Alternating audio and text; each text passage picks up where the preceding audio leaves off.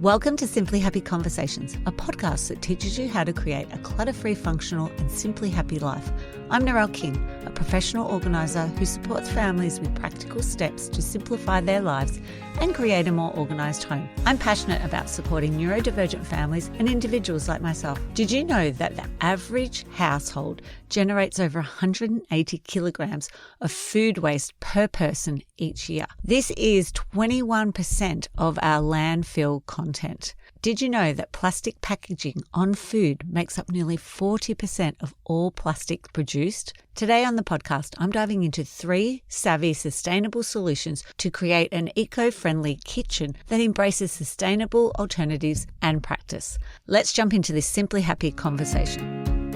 Thanks for joining me for today's solo episode where I'll be sharing 3 savvy, sustainable solutions to create an eco-kitchen that's green, clean, and more environmentally friendly by reducing the amount of plastic waste generated in your kitchen. So the first solution I'm going to share is ways to reduce waste and packaging in the kitchen. So there's a few little things that you could do. You might adopt 1, you might adopt 3, whatever it is that's maybe manageable for you to help then reduce our landfill and also become a little bit more greener in your kitchen and environmentally friendly. So the first one is around meal planning. So meal planning is such a great idea, even if it's only for 2 or 3 days in advance, because it helps you then have a grocery list. So when you go to the supermarket, you only buy what you actually need.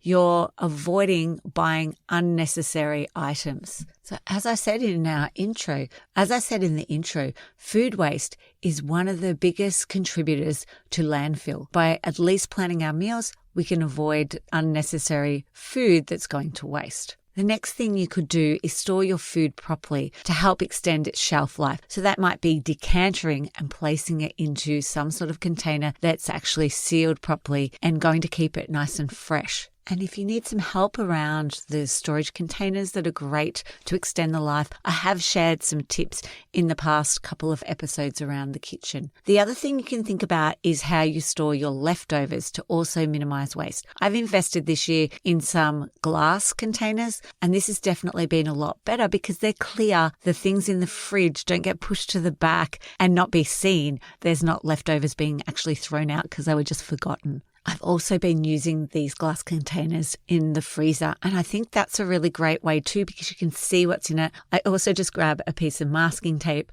I write on what it is and stick it onto the glass, and it stays on the actual glass container in the freezer when I've washed it and placed something new in it to put in the freezer. Another idea for reducing waste and packaging in your kitchen is to set up a compost bin, and you can then place things like your vegetable peels, parts of the fruit, eggs, coffee grounds, tea. All these organic kitchen waste can then be placed in a compost bin outside. Having your own compost is going to reduce landfill waste, is also then going to create a nutrient-rich soil for your gardening. You can use that compost in your own garden. Next idea to help you reduce waste in your kitchen is when you're buying pantry staples and you maybe don't access a Whole Foods store, then look for things that come in cardboard boxes or even glass jars. So for example, flour, if I have to buy the flour from the supermarket, I would choose the brand that has a paper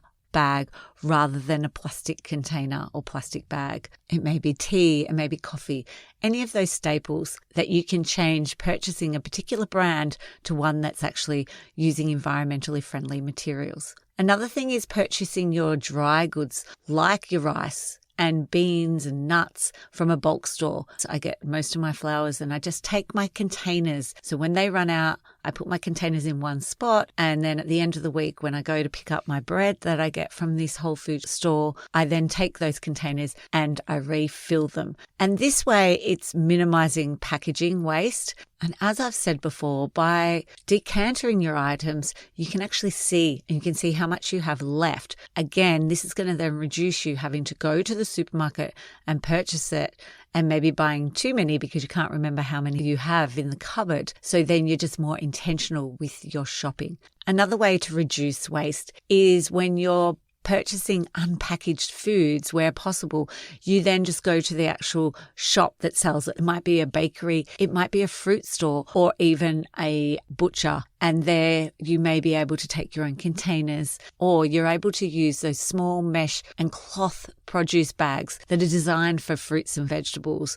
And there's ones designed for bread as well. The best thing about these bags is they're washable and they're really light. They're easy to carry around with you. I have them in both of our cars so I can grab them out when I'm at the shop. This means that I am not using those single-use plastic bags at the supermarket anymore. The second sustainable solution that I want to focus on is materials in our kitchen. What things in our kitchen are made from. So one of the things to think about is investing in cookware and utensils and like our storage containers that are made from sustainable materials like bamboo, glass, or stainless steel. Now, if you are going to be buying plastic, another way of doing this is looking in your thrift shops and buying it secondhand. Something that I've looked at and invested in this year has been a cast iron pan. And this is a little bit more work because you have to season it every couple of months, and you need to actually, when you've washed it, dry it straight away, and then you place some oil on it. I know that it's environmentally friendly and it's not leaching chemicals into our food. The other thing that I have replaced this year is our plastic utensils, and we're using a metal, or there's like a bamboo flipper that I have purchased, which has been great. Next idea to help with sustainable materials in your kitchen is, like I touched on before, is storing food in airtight glass containers or jars. These are reusable. They also really help to preserve the freshness of your food. These could be glass containers that you've purchased, but there's always glass that's coming through your home that things come in. These can be washed, cleaned, and then reused for other items. The only downfall is if you do have small space, small kitchen, pantry, they can take up space if they're a circle container. One thing I've loved about also the glass containers in the freezer is when they come out, I can reheat it in the oven. I don't have to then put it into another container to put it in my oven. It definitely saves time, and also obviously it's less washing, and that's all round really great for our environment. Another idea is to use those beeswax wraps, and these are a great alternative for the plastic wrap, or Glad wrap we'd call it here in Australia, for covering like bowls or food.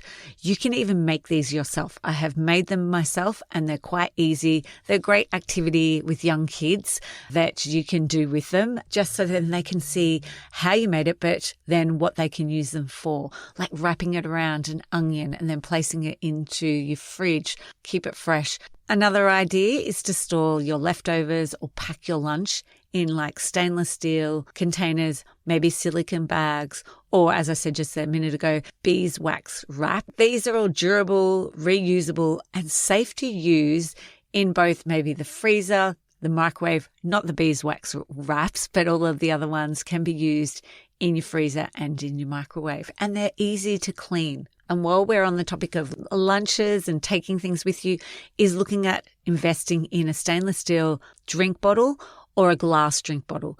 Instead of buying bottled water, this way you're reducing waste as well as saving money. Third sustainable solution for the kitchen is looking at our eco-friendly cleaning products and tips around cleaning in the kitchen. For a start, considering buying soap or detergent from a bulk store where you can refill the bottle and reduce the need for that disposable plastic packaging. Because this is huge. If you are purchasing one every fortnight, every week, that is a lot of plastic that is going into landfill. A company that I have loved using is Zero Co. It's an Australian online company. There's a few of these companies around now which are looking at how can you have the one container and just be reusing and refilling that. And really looking at what the ingredients are in the products that you're buying, and they're free from harsh chemicals. The alternative is to make your own and use natural ingredients like vinegar, baking soda, and lemon juice. So a couple of things that I use in my own kitchen that are made from those ingredients is vinegar. vinegar, I'll use it as a disinfectant and sometimes put the baking soda as well for scrubbing. And I'll use this to clean my oven. It works really well in a sink and they'll come up really shiny, and some stainless steel stovetops as well. Another great combination is lemon juice with salt and then using that to sanitize your chopping boards. I also then will oil my chopping boards because both of my chopping boards are actually wood. Another one that's great to use lemon or vinegar is to descale your kettle. I will put this in once a week. Bottom of it then comes sparkling clean with either vinegar, and I leave it for a few hours and then tip it out and just clean out with some fresh water, or add a lemon, boil the kettle, then just let it sit as it's cooled down, then just tipping it out. And it's beautifully clean, descaled, and quite cost effective for you to do. The next one is like lemon in a bowl in my microwave, and I'll heat that for a minute or two, and then I'll leave it for a few minutes, and it obviously steams up the microwave, and then it just wipes out really clean. Castile soap is another great foaming agent that you can use that's natural, biodegradable. You can buy it in supermarkets alone or Whole Foods shops, and then you can dilute it with water and you can use essential oils in it. And it's great for floors, dishes even, appliances, and you can even make, with a couple of additions to it, your own foaming soap and put it in one of those foaming soap bottles, and it comes out and it's beautiful for your hands. It's not stripping of moisture from your hands. And my last idea around cleaning products is replacing paper towel with reusable microfiber cloths for cleaning and dusting. So adopting either ways to reduce your waste and packaging in the kitchen, or changing to sustainable materials in the kitchen, finally adopting eco-friendly cleaning products in your kitchen can help create a more sustainable and environmentally friendly kitchen and help reduce your impact on the environment. I'd love if you could share with me a review and which idea you're going to adopt first. Thanks for listening to Simply Happy Conversations. Thank you for joining me for today's Simply Happy Conversation. Are you struggling to find ingredients to put a meal together? It's time to bring ease and order to your kitchen space with our free step-by-step pantry organisation guide. Our comprehensive guide walks you through each step to help you create a pantry that's both functional and organised. Head to simplyhappy.com.au to the resource tab to get instant access today.